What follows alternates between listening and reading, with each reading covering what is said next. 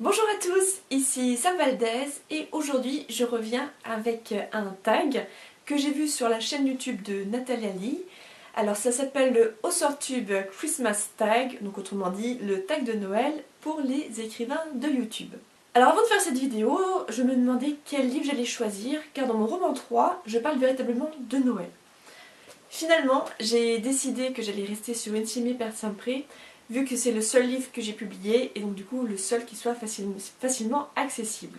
Alors par contre, deux petites précisions du coup par rapport à Insieme per Sempre, qui donc se passe en 1972 et qui du coup commence aussi en janvier, donc 72, donc juste après Noël. Donc quand je vais répondre à ces questions, je vais parfois donc parler du Noël qui s'est passé juste avant le début du livre, mais je vais également parler des Noëls à venir. Alors la première question est: quelle serait la chanson préférée de votre personnage principal? Donc du coup on est en 72 et donc Louise, même si elle n'est pas très pratiquante, est relativement croyante et a été élevée dans la religion catholique. Donc moi je la verrais tout à fait aimer des chants de Noël traditionnels, des chants plutôt religieux, comme le Gloria, Minuit chrétien, Nos anges dans le bagne. Ce genre de chansons voilà, qu'on chante à la messe de Noël et que du coup elle connaît très bien. La question 2 est: de tous vos personnages, qui offrirait les meilleurs cadeaux? Je pense que ce serait Elena, la sœur la plus jeune de Raffaello, parce que c'est quelqu'un qui est très empathique, qui a vraiment ses sentiments à fleur de peau, qui ressent facilement ce que les autres peuvent ressentir. Donc pour moi, ce serait vraiment elle qui arriverait à faire les meilleurs cadeaux, parce qu'elle saurait exactement quoi offrir à quelle personne, et voilà, offrir à chaque fois le cadeau parfait, celui qui toucherait véritablement la personne à laquelle l'offrirait. Question 3. Quelle serait la partie préférée de Noël pour votre personnage? Alors en préparant cette vidéo, ça a vraiment été la question qui m'a donné le plus de fil à retordre. Je me demandais du coup quelle pourrait être la partie de Noël qui pourrait le plus plaire à Louise, qui reste quand même fille unique en 72. Et finalement, je me suis décidée que ce qu'elle aimerait le plus à ce moment de l'année, ça serait de pouvoir bien s'habiller, se coiffer, se maquiller avec sa mère, comme elles le font en un moment du coup dans Insieme, où toutes les deux s'amusent à mettre de belles robes de soirée pour aller au restaurant de l'hôtel. Je pense que ce serait vraiment le moment qu'elle préférait des fêtes, parce que ça lui permettrait voilà, d'avoir vraiment un moment privilégié avec sa mère, d'être juste toutes les deux entre filles, à se faire belle, à être coquette. Question 4. Votre personnage principal et la personne qui lui plaît se retrouvent sous le gui. Que se passe-t-il? Alors bien évidemment, je vais rester donc du coup sur Raffaello et Louise. Et j'imagine très bien la scène. Alors déjà, moi je verrais bien Raffaello entraîner Louise, l'air de rien, sous le gui, sans qu'elle s'en rende compte. Et ce serait donc Raffaello, une fois dessus, qui lui ferait remarquer gentiment qu'il se trouve justement sous le gui. À ce moment-là, Louise se sentirait un petit peu gênée, un petit peu mal à l'aise, comme elle est souvent dans ces cas-là. Et du coup, Raffaello prendrait les choses en main, il prendrait son visage donc en coupe entre ses mains et il se pencherait vers elle pour l'embrasser. Question 5. Ho ho ho, qui se trouve sur la liste des méchants? Je pense que tout le monde se doute que c'est Léonard, l'ex de Louise, qui va se retrouver sur cette liste. Question 6. Comment votre personnage principal décorerait-il pour Noël?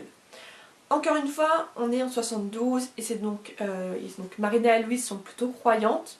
Donc pour moi, ça serait voilà, une déco très simple, très classique, donc juste un sapin. Par contre, c'est sûr que ça serait un sapin réel. Je sais même pas si à l'époque ça existait, les sapins synthétiques.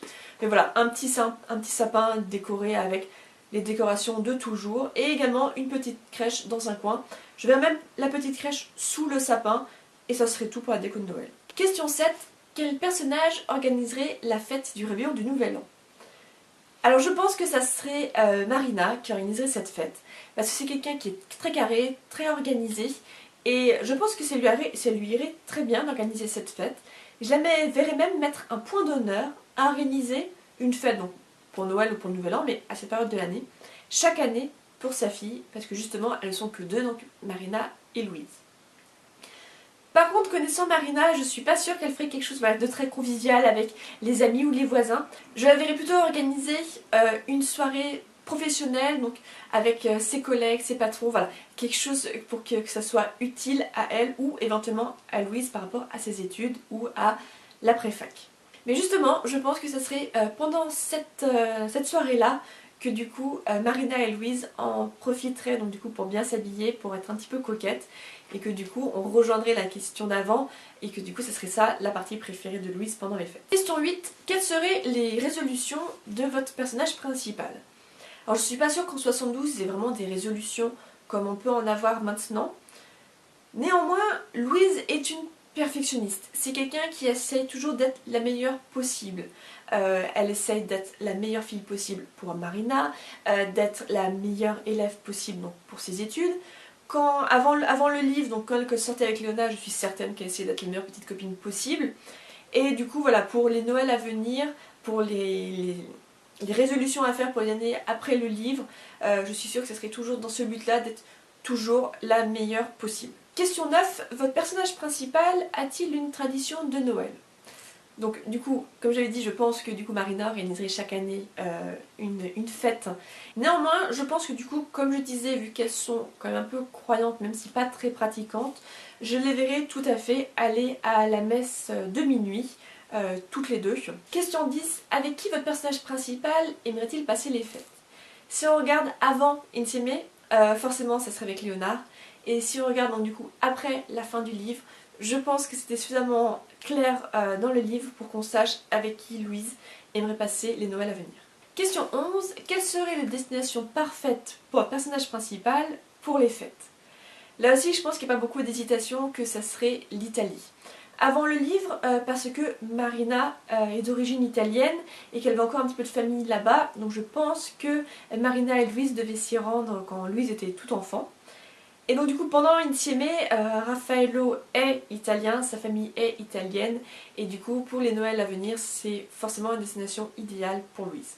Et enfin la dernière question, la question 12, quel personnage gâcherait les photos en faisant des grimaces? Encore une fois on est en 72, à cette époque là les photos étaient que en argentique, il n'y avait pas le numérique, on pouvait se permettre de prendre énormément de photos, tant pis si elles étaient gâchées.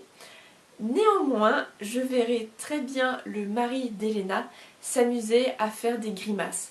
Mais ce serait voilà, des gentilles grimaces, ce serait pas pour gâcher la photo, mais au contraire que quand on développerait la pellicule, rire ou s'amuser face aux petites grimaces que le mari d'Elena aurait faites, pour garder des bons souvenirs de ces moments passés ensemble dans l'album photo familial. Voilà pour les questions donc, qui concernaient Insieme. Vu que Insieme est le seul livre que j'ai publié, j'ai quand même souvent la question: est-ce que Louise me ressemble? Est-ce que l'histoire est autobiographique? Bien sûr que non, je l'ai suffisamment dit. Toutefois, cette fois-ci, je me suis amusée à répondre donc, du coup, à ces deux questions pour moi-même sur le blog, pour montrer que justement Insieme et moi n'avons quasiment rien en commun. Donc n'hésitez pas à voir mes propres réponses sur le blog. D'ici là, je vous souhaite de très bonnes fêtes de fin d'année et je vous dis à bientôt.